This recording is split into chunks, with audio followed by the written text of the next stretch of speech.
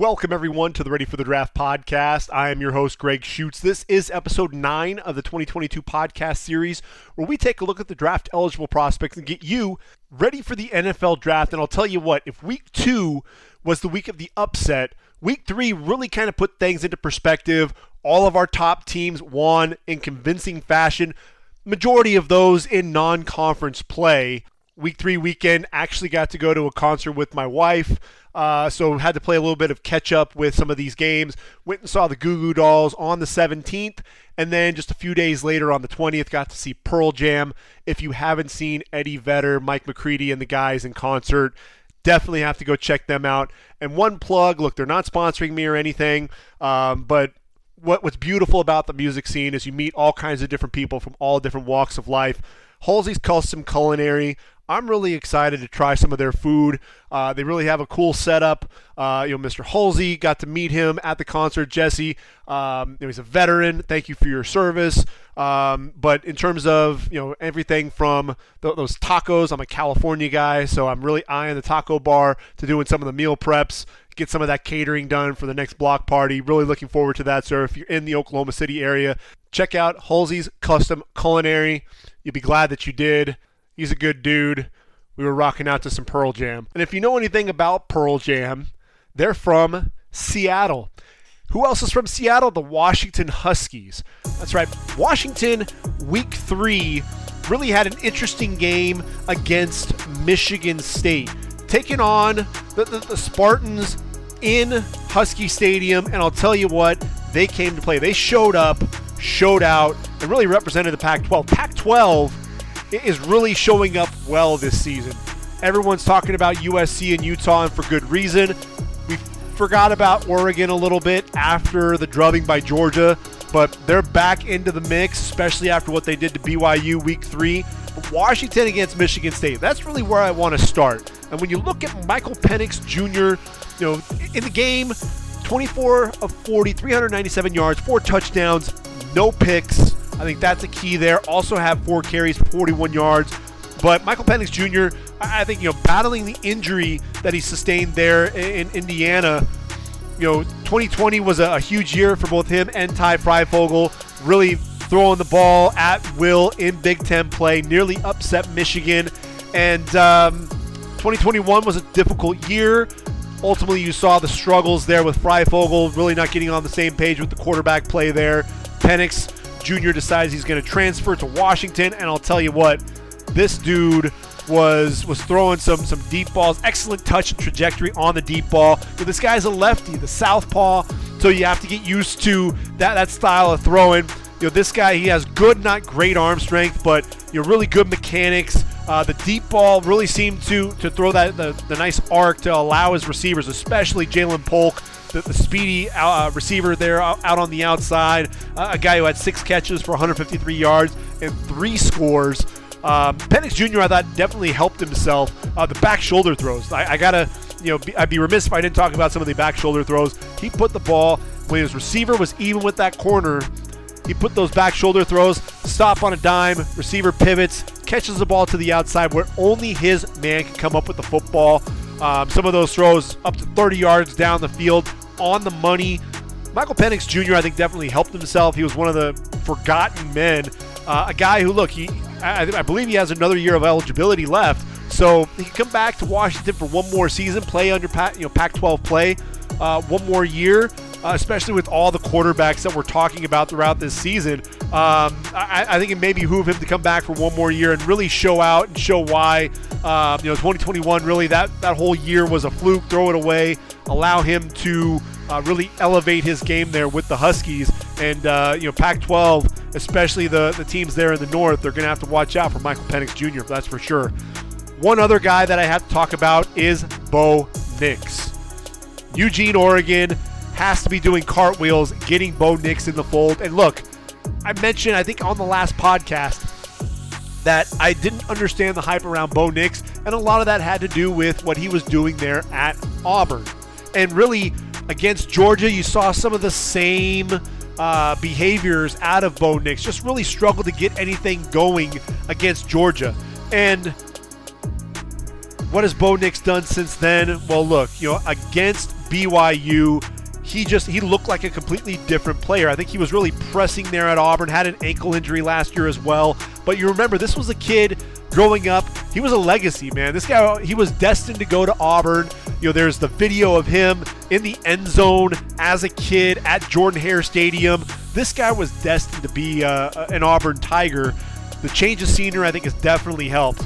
Suddenly, we're seeing him, he's rolling out, keeping those eyes down the field, finding open receivers on these crossing routes, putting enough air under his deep balls to allow his receivers to run underneath it. He and Tony Franklin were really in a groove during that game. Franklin finished the game. I don't even think Franklin started. Still finished leading the team in receiving yards with 84, had 3 catches on the day.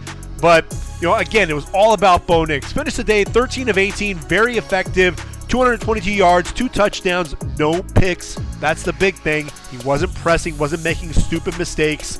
9 carries for 38 yards, and 3 touchdowns. This was the guy, look, he was 6 of 6 for 104 yards before his first incompletion. And really, at that point, further on into the game, 11 of 14 for 204 yards and a touchdown with 9:35 to go in the third quarter. They kind of shut things down after that. Oregon winds up winning 41-20. But those two quarterbacks absolutely set the stage and said, look, there's more than just Bryce Young and CJ Stroud out there. I've got my top 10 out on the readyforthedraft.com website. And, we talk about Will Levis. We talk about a lot of these other guys that are going to enter this year's draft. Guys like Bo Nix and Michael Penix Jr., if you can stay another year, and I believe Bo Nix still has the ability to stay one more year there at Oregon, it may behoove both of these guys to stay there in the Pac-12 and really show out. And if they're able to do that, then I think that improves their draft stock. If they do enter the draft, I think they have proven that they are draft worthy. They fit into the NFL scheme. They are mobile quarterbacks who have decent arms, not great arms. They're not going to wow you with the fastballs and such, but they have touch. The anticipatory throws, you see those there as well with both of them. And look, Bo Nix is having fun out there, and that's really what it's all about. So I think Pac-12 quarterback play is really something that we're going to be talking about as the season progresses. Speaking of quarterbacks, we got to talk about the number 1 team in the land, Georgia Bulldogs, blowing out South Carolina 48-7. Stetson Bennett, this is a guy, look, he's not the biggest dude at all, 5'11", 190 pounds, not the biggest arm by any means. He had some of those throws in that game where he just couldn't throw, there was a fade pass, and he threw the ball way too far inside. The receiver didn't really even have a chance at the football, but he's so intelligent. He's very comfortable in his own skin, knows where to go with the football, reads the defense very well.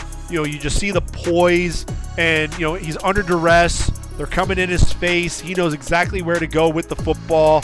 I mean, shoot, when you've got the best tight end in the game and Brock Bowers out there, I mean, obviously you're going to be making some nice passes and allowing them to take off and run with the football after the catch. But I think Stetson Bennett, look, 16 of 23, 284 yards, 2 touchdowns, no picks on the day. I think that's just speaks volumes, for a guy who just continues, the confidence just continues to grow. And he's one of those guys that I look at and say, he's got a chance to, if nothing else, make an NFL roster and be a backup in the league. Absolutely. Spencer Rattler, 6'1", 200, the redshirts junior there out of South Carolina. Didn't have his best day, 13 of 25, 118 yards, couple of picks. He struggled, definitely struggled in this game. He was just trying to do too much. I think that was really the biggest thing that you saw. You wanted to see him drive the football, and it just wasn't happening. You'd see him throwing into coverage, and I think this is a kid who, all the hype and everything that's coming in, he needs to really rebuild his image. And what he's got right now with South Carolina, this is a team that's struggling to get things going, really find an identity on offense. Should they be handing the ball, who's the running back? Is it, Marshawn Lloyd? Is it going to be Juju McDowell? Who do they have in the backfield? Who's his number 1 wideout? Is it the tight ends? Are we going to have somebody in that receiving core step up and be his number 1 wideout? we really don't know exactly what South Carolina has, and so I think it's going to take some time with Spencer. I don't see him entering this year's draft. I think he's got a lot of work that he still needs to get done out there on the field before we see Spencer Rattler anywhere near considering entering the draft, or at least that's where it should be at this point. If we stay with that game for a second, we got to talk about Darnell Washington. He is draft eligible, 6'7", 265 pounds, very physical as a receiver. He lined up in the slot, runs an out route, kept his balance, carries a tackler for another 7 yards, but then it was the blocking ability. Blocking on the edge for Brock Bowers, was split out wide for the reception. Then he blocks down on a linebacker to help seal the edge for the running back. To me, Darnell Washington is a guy that just continues to get better and better each and every week, and I'm more and more impressed with his play. He's a guy that I think should be in that top 5 tight end conversation in this year's draft. Kelly Ringo, kind of an up and down season for me with him. A lot of people had him at the top of their cornerback board. I had him at number 2. I've dropped him to number 3 at this point.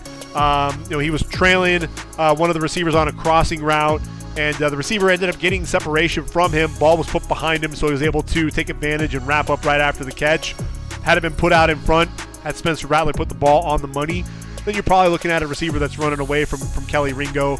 Like I said, a guy that has the ball skills and has the size, has the length, but a guy that you're waiting for him to really make some of these stellar plays, and we just haven't seen a ton of that. Broderick Jones has shown for me that he is a bona fide left tackle, a guy that can play at the next level. 6'4", 310 pounds. We weren't sure he be kicking inside or not. You love the knee bend and pass protection.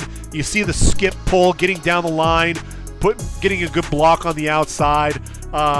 He's able to take that defensive tackle, I think it was Tonka Hemingway, turned him outside, sealed him off on a run between the tackles. You love his ability to keep his feet underneath him, extends into the defensive end, keeps those feet moving to seal him, anchors very well. He pulls to the left as a lead blocker, lines up the defensive back, drives him up the field away from the running back.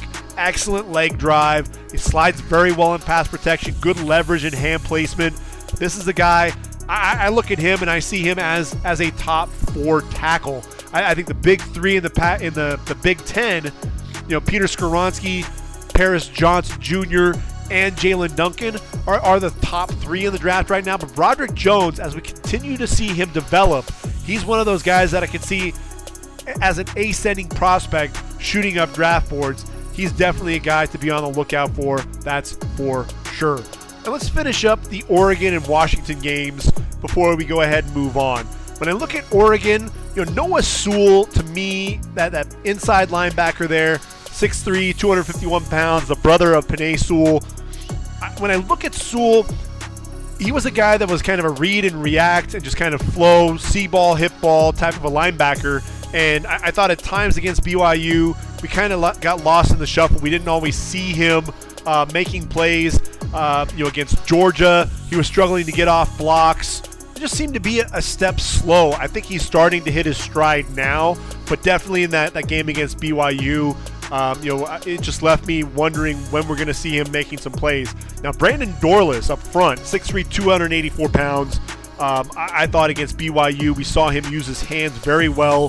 He beat the tight end, rip underneath, caused the whole play. 4th and 1 play, Casey Rogers, the defensive tackle, the transfer from Nebraska, gets good penetration up the field with the O-line slanting. He was able to get up the field off the hip of the right guard, drop the running back for a loss of 1. Big play there for Oregon, turnover on downs. And then I'll tell you what, the transfer from Colorado, Christian Gonzalez, this guy looks like a dude.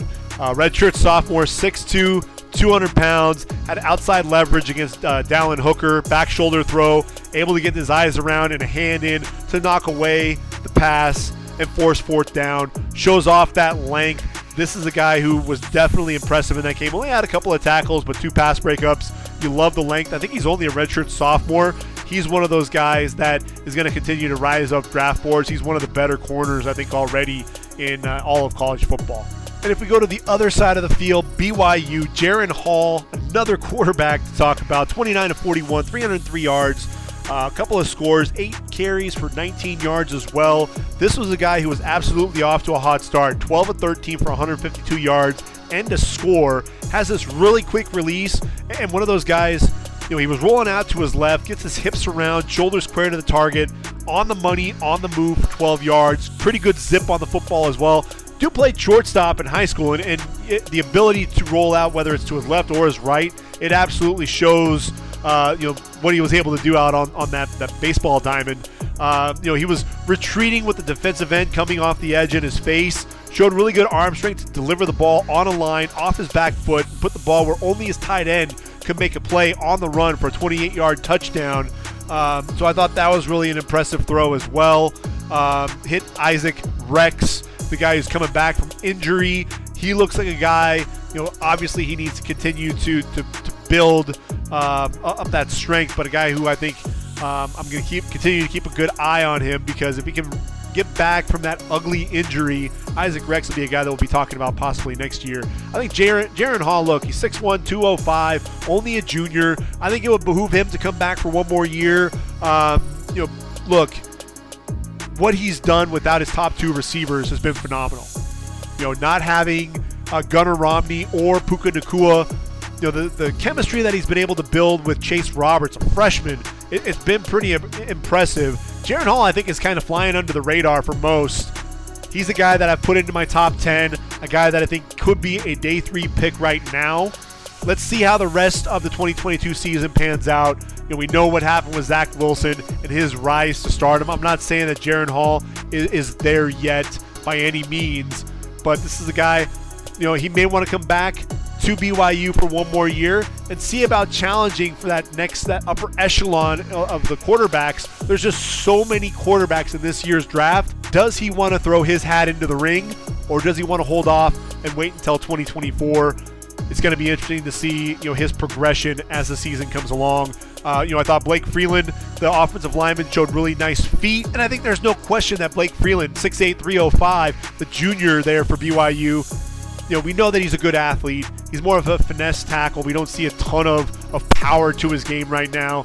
But, you saw him pull around to the right through the A-gap, took on a linebacker at the second level, got a good block. Running back followed off of that block. So Blake Freeland's a guy that I think is continuing to impress, and a guy that we should be watching out for down the road as a top 10 tackle for the 2023 draft. And then Max Tuli is a guy that, to me, looks like an NFL linebacker. He's 6'2", 215 pounds, so he's a little undersized, redshirt junior at this point. 8 tackles and a tackle for loss. A guy that just seemed to fly around, look for the football, looks to drill guys and make a big hit, but also a very sure tackler in the open field. I think that's really what Kalani Sitake was looking for, was guys that would bring that intensity, bring that ability, that physicality, and honestly, Oregon took it to him. The athleticism, I thought their line was very physical as well. I thought that Alex Forsythe, the center, definitely impressed. He's one of those guys that, where does he fall in this draft class at the center position? I think he could be a top 5 center in this draft. You saw the leg drive, getting his hands under the pad level of that defensive tackle, Gabe Summers, who's a big dude. Got him down the field in the run game. Defensive tackle jumped right in front of him, snapped the ball, got a free play out of it, so using his smarts as well. I think Alex Forsythe, 6'3", 303, is a guy that we should be keeping an eye on. And, that offensive line, there are a lot of guys that could be playing in the NFL. I honestly still think that Alex Forsythe is the best of that bunch. And one player of note, Michigan State. Yes, I know they lost 39-28 to the Huskies. Even before we get to the guy I wanted to talk about, Jacoby Windman, Peyton Thorne, 30 of 42, 323 yards, 3 touchdowns, and a pick. A guy, look, he's a redshirt junior. He's a gamer. Started the game 10 for 10. A guy to keep an eye on there in the Big Ten. But he's had his struggles as well this year. I think really looking for an identity on offense. Who's going to be the guy to step up, especially with Jaden Reed out? And Keon Coleman was his receiver to do that. 6'4", 215 pounds, a sophomore.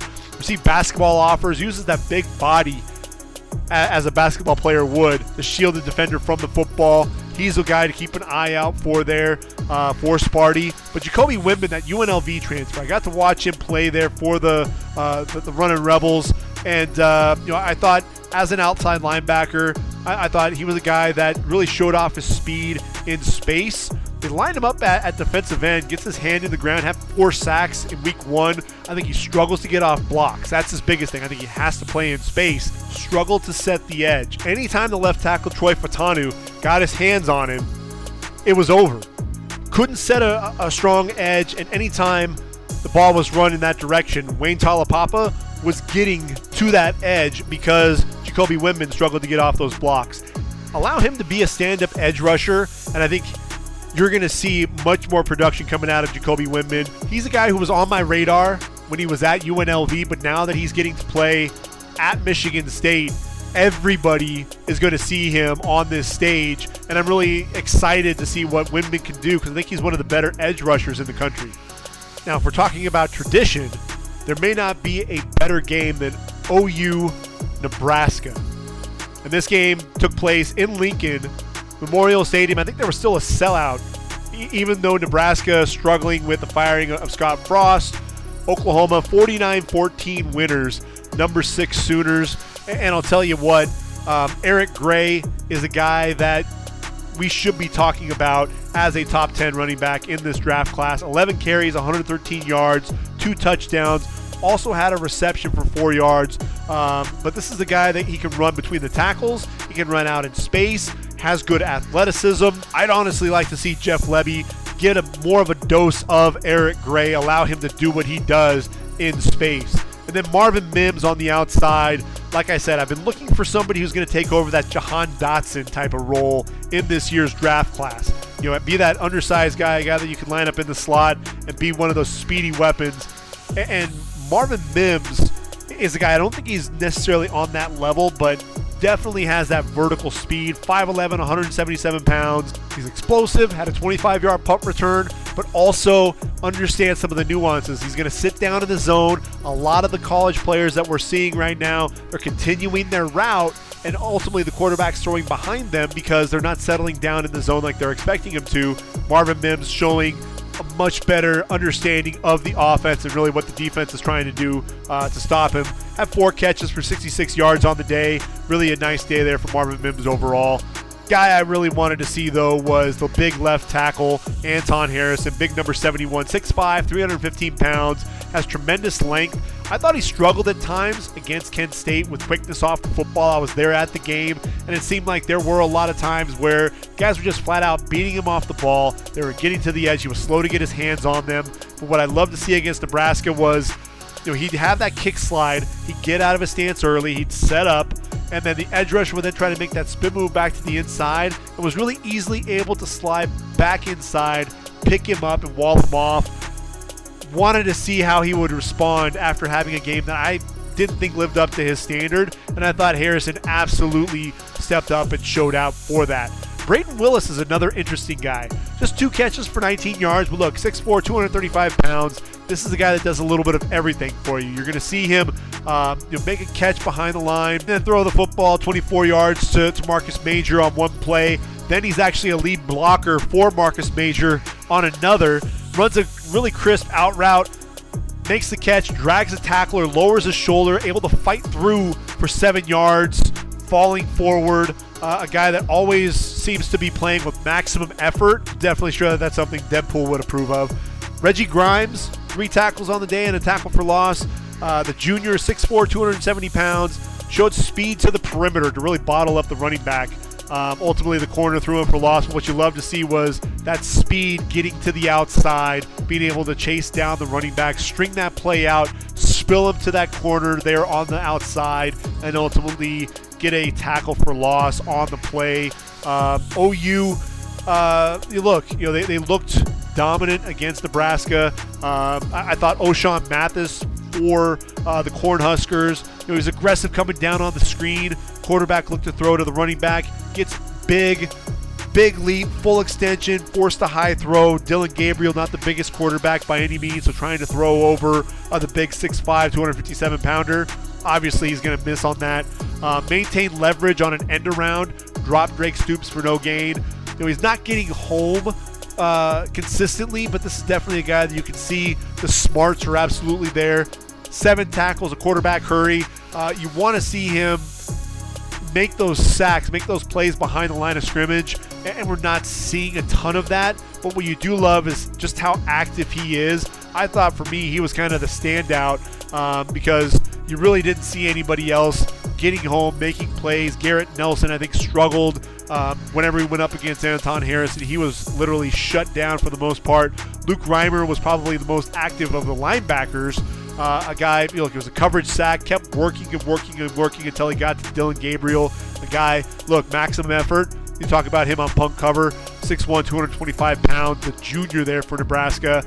Those were a couple of guys that I was keeping an eye out for as I was watching that game. I think everybody was wondering what was going to happen with Marcus Freeman and his Fighting Irish, especially after starting the season 0-2. Cal Bears show up, Notre Dame Stadium. What was going to happen there? And look, Notre Dame, they had a hard-fought win, 24-17. They showed their ability to battle back and ultimately win that football game. And look, I still think that they're struggling to find an identity on offense. Drew Pine, I think, slowly started to build some of that confidence. 17-23 on the day, 150 yards and a couple of touchdowns, no picks. I think that's one of the big things that you could take away from the game was his ability to rise up and have a much better game than he did against Marshall. But look, I think it's all about Michael Mayer, the tight end. This is the number 1 tight end. He's a big, strong target on the outside, hands catcher away from his body. Even as the cornerback wraps him up, no way that they're able to get to the football to make a play on it using that big body. You love his ability to really line up wherever on that football field, whether it's outside, inside. The route running, though, he runs a seam route, gives a defender an outside move at the stem, plants, cuts back to the inside, separates from the defender.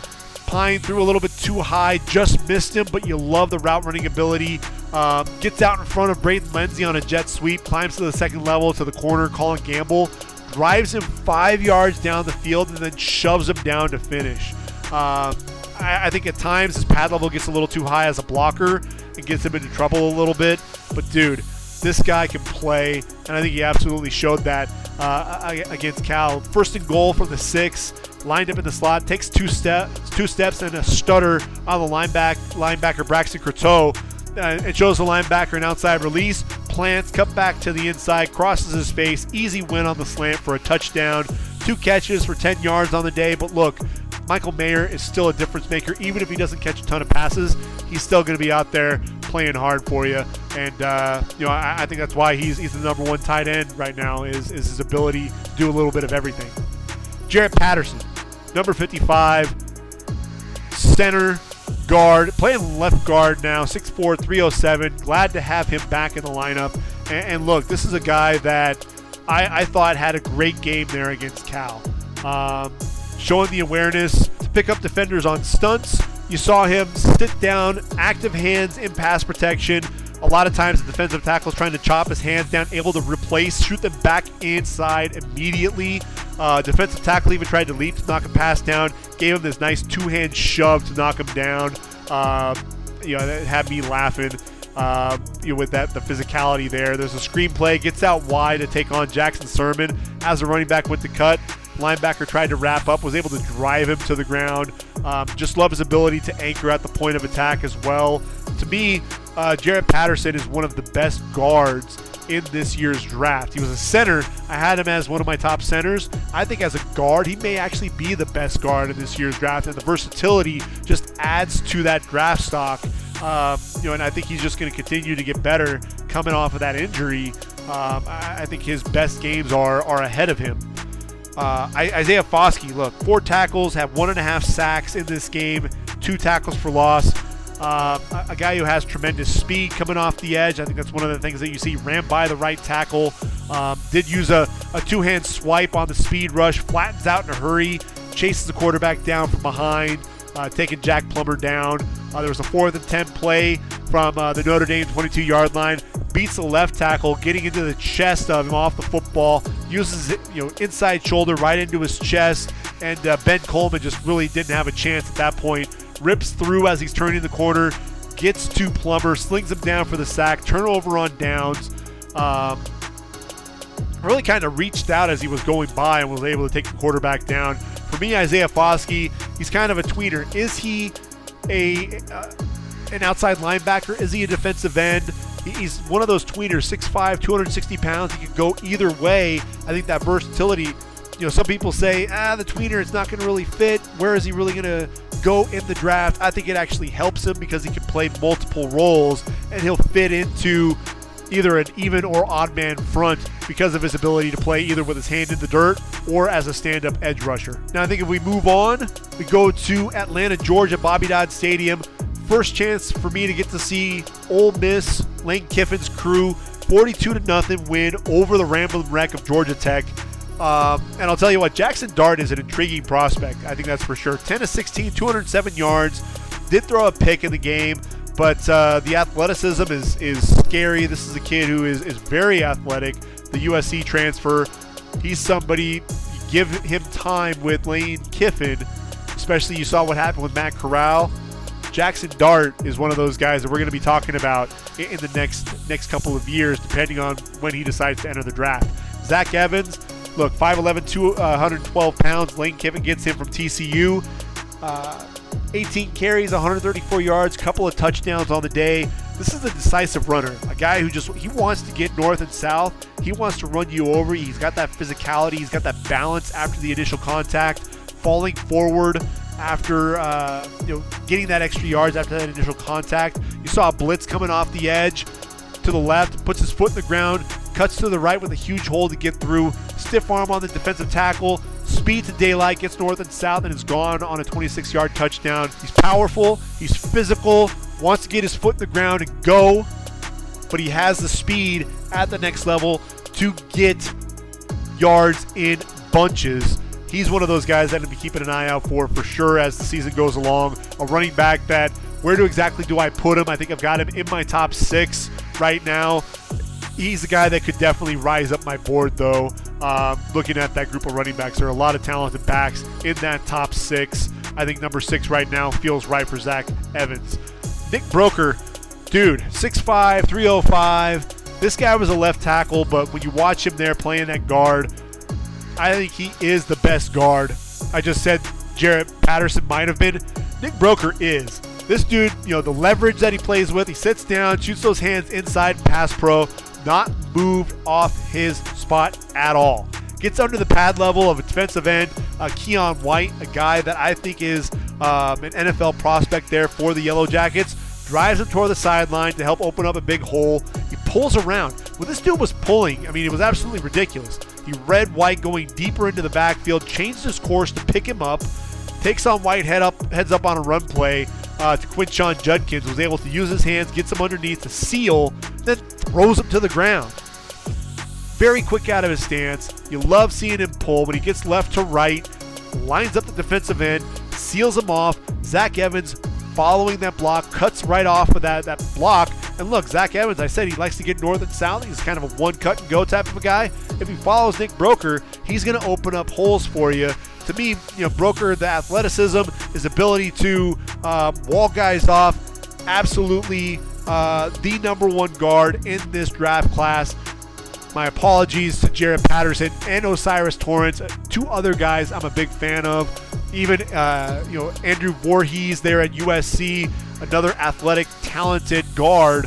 But Nick Broker is absolutely the guy that all of those guys are chasing at the top of that draft class. We move to Jordan-Hare Stadium. We talked about that earlier with Bo Nix. And Auburn, well, they struggled against Penn State. 41-12. Look, the quarterback position, when you've got 2 quarterbacks, you really have none in a lot of respects. TJ Finley, Robbie Ashford really couldn't get things going against the Nittany Lion defense.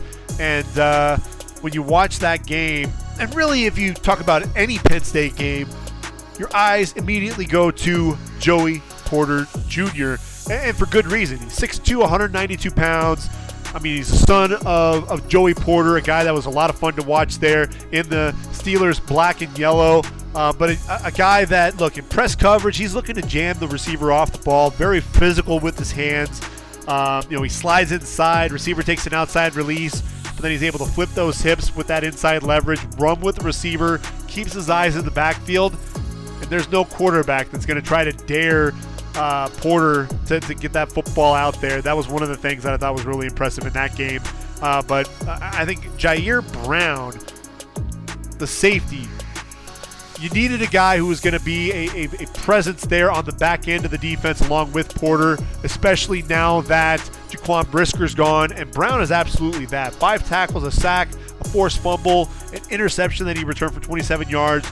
A guy that was making plays all over the field. But with that interception, he was sitting underneath, reading the quarterback's eyes. Then Ashford throws the football to the outside toward the front pylon, and Brown undercuts the route, picks off the pass, and takes it off for 27 yards. The eyes really took him to the football, and that's really where he was able to make play. I think he was sitting about 10 yards underneath the route, read the play. Ashford tried to put the ball on a line, and he jumps the route, makes the pick. Excellent play there by Jair Brown. And look, this is a team, we're talking about Porter and Brown in the secondary. There are some young guys on offense that, especially Nick Singleton, that running back, he looks like he could be a special guy down the road. Only a freshman now, 10 carries, 124 yards, 2 touchdowns. I think Penn State has their running back of the future. You talk about guys like Saquon Barkley. We know the history at that running back position. You go back a little bit further, you got Curtis Enis. Keyjana Carter was a number 1 overall pick.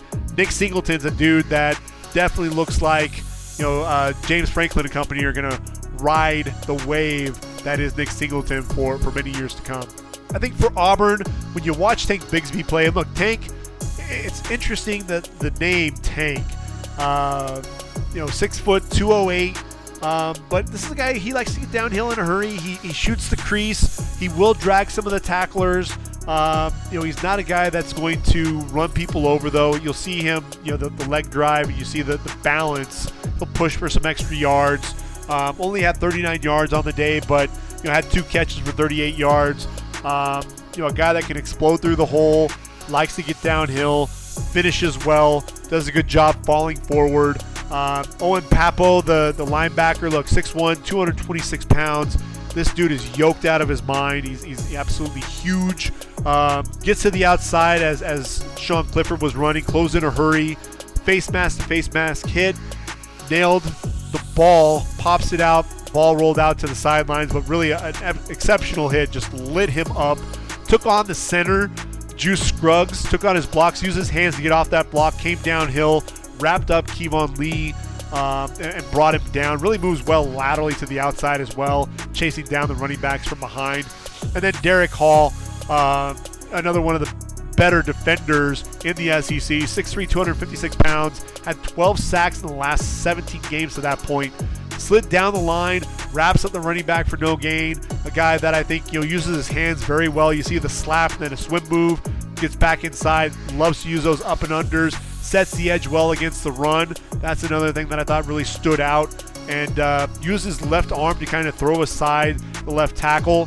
That was Fashanu, a guy that I think is an NFL prospect there at that left tackle position.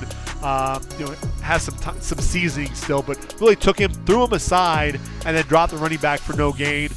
Derek Hall is a guy that can play with physicality. I think he'll end up being, could he be a defensive end, put his hand in the dirt? Sure. But let him play in space, let him run around. I think that's really where you're going to get the best bang for your buck for Derek Hall. A couple more games going through quickly. Syracuse, Purdue, Orange win 32-29. I'll tell you what, Payne Durham is a guy at that tight end position that is moving up my draft board, that's for sure. Showed that he can be a go-to target for Aiden O'Connell. 9 catches, 83 yards, 2 touchdowns on the day. This is a guy, look, he was a weapon, whether it was splitting him out, down the seam. He was very difficult to bring down after the catch. You also saw him as a blocker, blocking down on the linebacker, allowing the running back, Devon Achane, to get a cutback lane coming off of his block. Lines up in the slot. Actually was lined up against a defensive tackle. Caleb Chukwu, for some reason, was lined up on him. Ends up getting inside leverage, up the seam. Ball was on him quickly to the inside. 15-yard gain.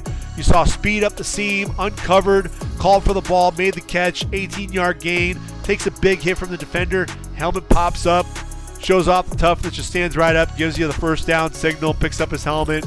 Obviously, he's got to sit out for a play, but dude is tough, 6'5", 255, showed that he's not just a pass catcher, that he can also do the job as a blocker as well, and I think that only helps your draft stock.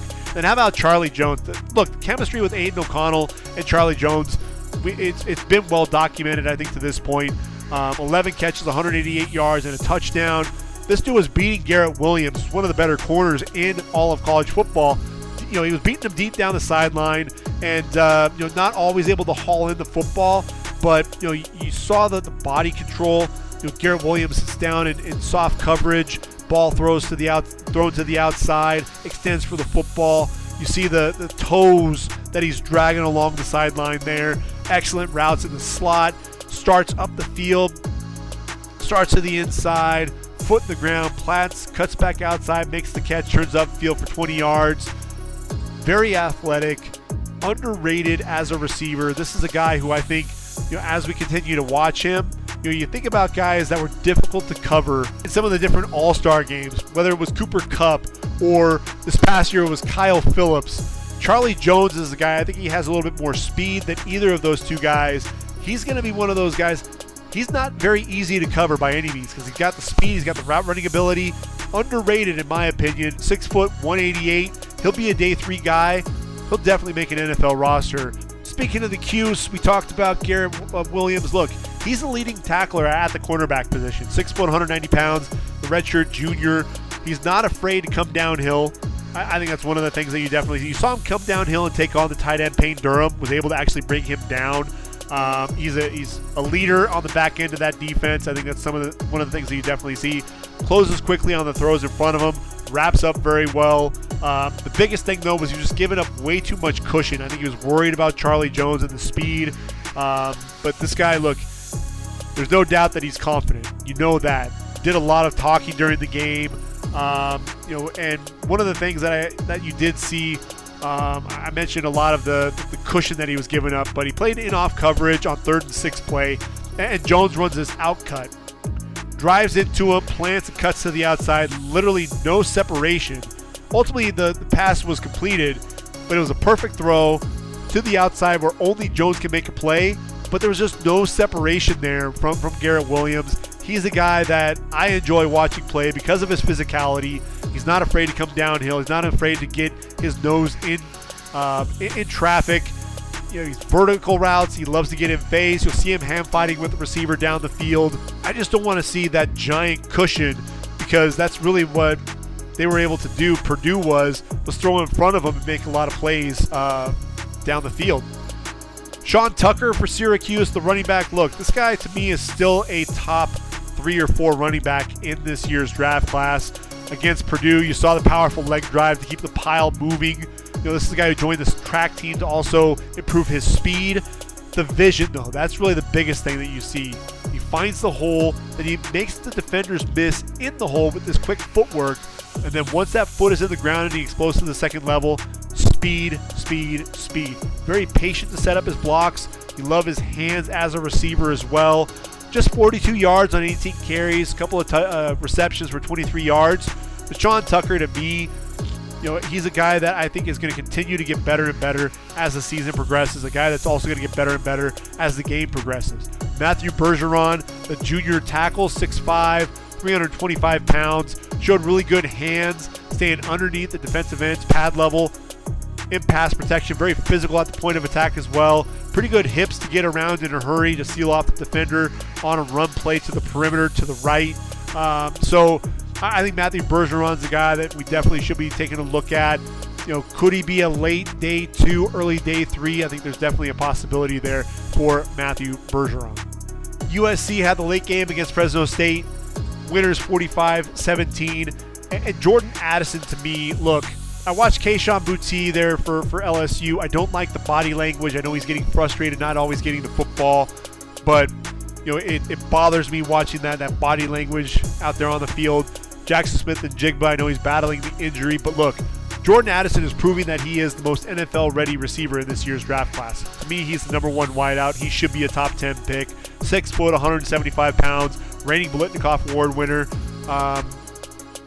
Look, against Fresno State, takes a quick throw, makes the first man miss, gets to the outside, speed up the field for 13 yards, stutter at the line with the release, gets outside from the slot, gets his head around to the quarterback, then a plant, cuts to the outside, creates some separation on the defensive back, runs toward the front pylon, throws a little low, goes down to get it, arms underneath the ball for a 2-yard touchdown. Just snap that route off so quickly, makes the catch to the inside, spins by the cornerback to the outside to pick up 20 yards, just so dynamic with the football in his hands.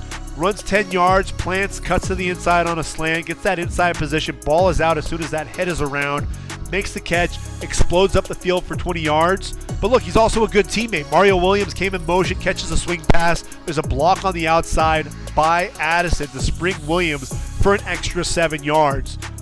Guy does a little bit of everything. To me, that's your guy if you're talking about the number one wideout in this year's draft class.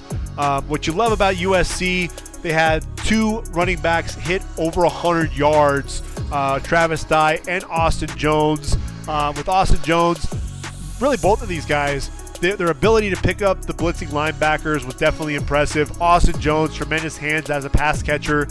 Got around the edge. Once he has a lane, he accelerates through the hole, picked up a 44-yard gainer. When you look at Travis Dye, I think it's the leg drive and the ability to push the pile for extra yards that's so impressive. But you see him catch a screen pass, good speed down the field as well. Really sold the route, exceptionally well. Bluffed as a blocker on 4th and 4, then makes the catch, strong with the power to get the first down after that play as well. Very patient as a runner, waits behind his blockers. I think Travis Dye, Austin Jones as well, 2 guys who should hear their name called in next season's draft. If we're talking about the defensive side of the football for USC, can we just talk about Tuipulotu? And look, I know everyone's going to talk about Eric Gentry, and look, he's only a sophomore, so we can't talk about him in this year's draft. The freak of nature, 6'6", 210, 220 pounds, so lanky, has tremendous length, I think a 7-foot wingspan. It's absolutely ridiculous what that guy has in terms of the physical skills. But Tuipulotu, 6'4", 290 pounds, is so freaking quick. Uses those hands to get into the right tackle, uses a rip move to come off that block, turns the corner in a hurry, sacks the quarterback at the end of the first half. Quick get off, rip through, gets to the corner, gets a second sack in that game, 4 tackles, 2 sacks on the day. To me, he's my number 3 defensive tackle. I think right behind Jalen Carter and Brian Bresee, Tuipulotu is a guy that can take over a game on the interior for the Trojans. I think there's no doubt about that. Poor Jake Haener had the ankle injury, really couldn't get things going. I thought Fresno State, towards the end of the half, started to move the ball a little bit, ended his day, 10 of 18, 117 yards, a touchdown, and an interception. Speaking of LSU, speaking of Kayshon Boutte, just 3 catches for 31 yards, but LSU was able to take down Mississippi State. And look, what I see there with Jaden Daniels, this is a quarterback that I think he's just not on the same page with Boutte, and I think that's why Boutte's getting as frustrated as he is. It seems like the chemistry there with both him and Malik Neighbors, it's much better. I don't like the decision making. Yes, he's dynamic as a runner, and that's something that he can really take away. Had 16 carries for 93 yards and a touchdown. Was 22 with 37 for 210 yards and a touchdown as a passer. I'm just not sold on Jaden Daniels because he's so inconsistent game in and game out. What I did like about Kayshon Boutte, look, 6 foot, 190 pounds. He's able to separate 18 yards on an out-breaking route, plucks the ball with his hands away from his frame, made a nice play there. And look, we know what Boutte is capable of. There's no doubt about that. That's why I haven't moved him out of my top 3. But right now he's sitting at number 3 behind Addison and Smith and Jigba.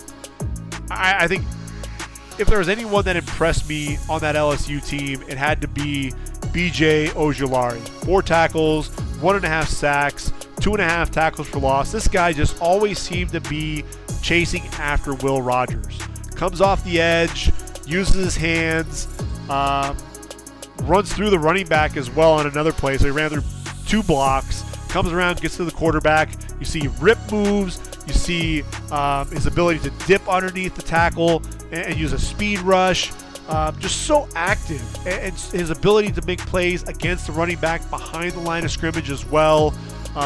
He rushed over the guard, starts to the outside to get the guard leading, then a quick move back inside, uses his hands to clear, gets downhill to the quarterback. 6'3", 250 pounds. Ojulari is going to be an outside linebacker at the next level. Let him play in space, use a lot of that effort and that relentlessness. He's one of those guys, that motor never stops, and you love to see that. And the athleticism is off the charts with him to boot. So he's one of those guys that is one of my favorite guys to watch play in the SEC. NC State takes down Texas Tech, 27-14. Tech, look, I think you have to talk about Tyree Wilson. And when you're talking about defensive ends, Tyree Wilson he looks the part, first and foremost. I think that's one of the things that we can absolutely say. 6'6", 275 pounds. You love out of Tyree Wilson is the speed to power. This is the guy that plays with exceptional physicality. I love the hands as well. You see him rip under the left tackle with the inside arm, uses the outside arm to slap at the elbow to clear after he gets that corner and gets to the quarterback. You see the speed off the edge. If he's unblocked, he's going to chase down the running back from the line. Plays with his hand in the dirt. You'll see some as a stand-up rush end as well. But it was the bull rush. It was that physicality. When he gets his hands on you, he's going to make you pay. There were a lot of times they were throwing double teams at him, and he was forcing his way between the left tackle and the left guard. Then he shows that burst to get to the quarterback, slung the quarterback down.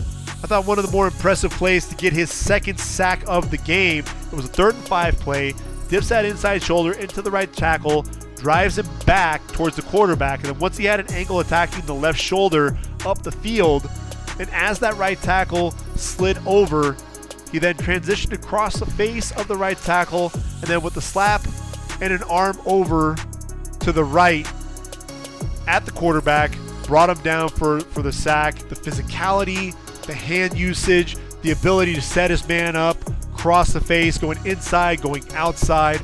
To me, Tyree Wilson is the total package here. I think he had 11 tackles on the game, 2 of those for sacks, 3.5 tackles for loss. He's just a beast. He's a dude and a guy that I think should be a first-round pick. He's one of my top 2 or 3 defensive ends in this year's draft class. And then A&M, we know what happened against App State. They take on Miami. Winners 17-9. A game that didn't have a ton of offense, but look, Devon Achane, a guy that, we've got to be talking about him as a top 5 running back. 18 carries, 88 yards, along with 4 receptions for 38 yards and a touchdown. Also did some damage as a kick returner in the game as well. But when you talk about Devon Achane, you talk about the speed. I think that's really the biggest thing that everybody wants to mention. And he's got that legit world-class sprinter speed, but what you love about him, he'll press the line of scrimmage. He'll see that the left side is bottled up. He'll see that hole to the right, foot in the ground, cuts it to the right, shows that quick acceleration to get to the second level, and takes off down the football field. You really got to stop him before he gets going, because once he gets that burst, that quick acceleration, he's up to full speed within a couple of steps. And once he's there aren't many guys in the league who are going to be able to stop him when he gets out there with that speed. Had a 25-yard touchdown reception, catches the swing pass out of the backfield, gets to the sideline, actually runs through a DB tackle, cuts it back to the inside at the 10 after a stutter. James Williams comes through with an arm tackle, misses, cuts up the field, avoids 2 more defenders. Again, dynamic in space. Devon Achane, he's not the biggest guy, 5'9", 185 pounds, but speed kills. You can't teach speed, and this dude absolutely has a ton of it. Layden Robinson, one of the better guards in this year's draft. I didn't mention him with some of the other group of guards at the top. I should have. 6'4", 330 pounds. This is a dude who gets out quickly on his pulls, gets out in front. You love his hands in pass protection. Defensive tackle tried to give a head fake didn't fall for it. Hands continue to stay inside. You love the footwork as well. Very short, choppy feet. Keeps his man in front. Power in his hands as well when he's striking the defender's chest. You love to see him pull, gets out, smothers the defender on the edge, which I absolutely love. Then drives him to the ground. Really just absolutely manhandled him on the outside. Another guy that we're going to love talking about is going to be Bryce Foster. In this game, he was back. He was injured. 6'5", 325 pounds, only a sophomore. But this guy looks like an NFL center already. He'll be a guy that we'll be talking about as a potential first-round pick in next year's draft. Will Layden Robinson be a first-round guard? I think second round is probably more realistic for him. But definitely a guy, I love the physicality. That's one of the things that I really enjoy watching with that interior line play, and he absolutely is one of those guys. Reminds you a lot of Kenyon Green. Antonio Johnson, look, could very well be the top safety in the draft. Also plays the nickel there for A&M. There was a return route underneath. He widened in zone coverage, and then when the wide receiver catches the ball over the middle, drove on it, put his shoulder into the thigh pad to upend the receiver after a short game. Ultimately forced a 4th and 5 and a field goal. It was only a 2-yard gain on this play. I thought it was a tremendous play there by Antonio Johnson. Really intelligent player. Always seems to be around the football. Led the team in tackles, 8 tackles. Also got a hit on the quarterback as well. He's one of my favorite players to watch because 27 always seems to be flying around and making plays on the football. And then there's Tyler Van Dyke. 6'4", 224 pounds.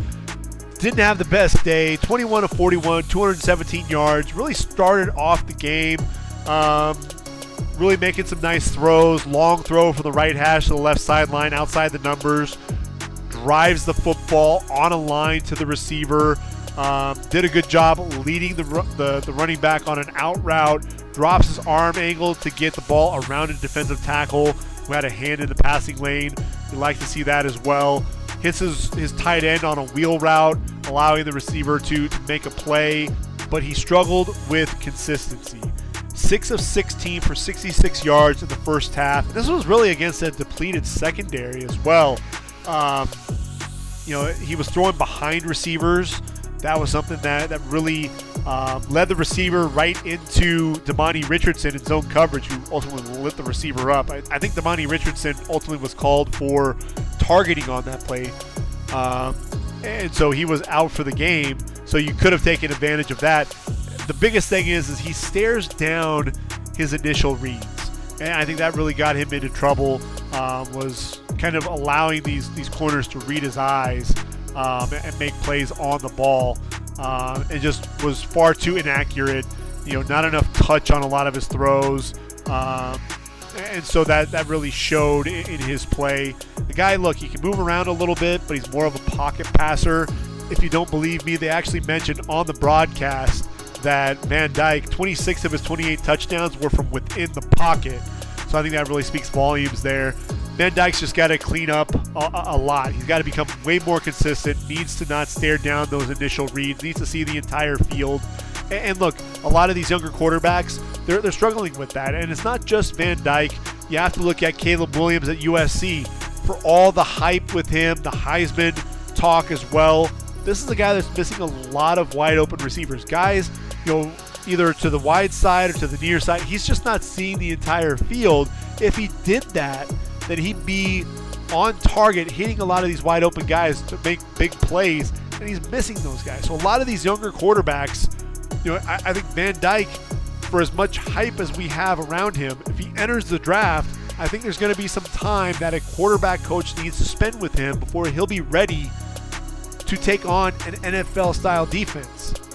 I honestly believe he needs to come back and play another year at Miami, minimum, before he is ready for the NFL. And really, when we're talking about that, then he gets into a camp, and it'll probably be a couple of more years before he really sees the field after that. To me, Van Dyke, there are some of that physical talent, but you got to clean up the mistakes and the poor play.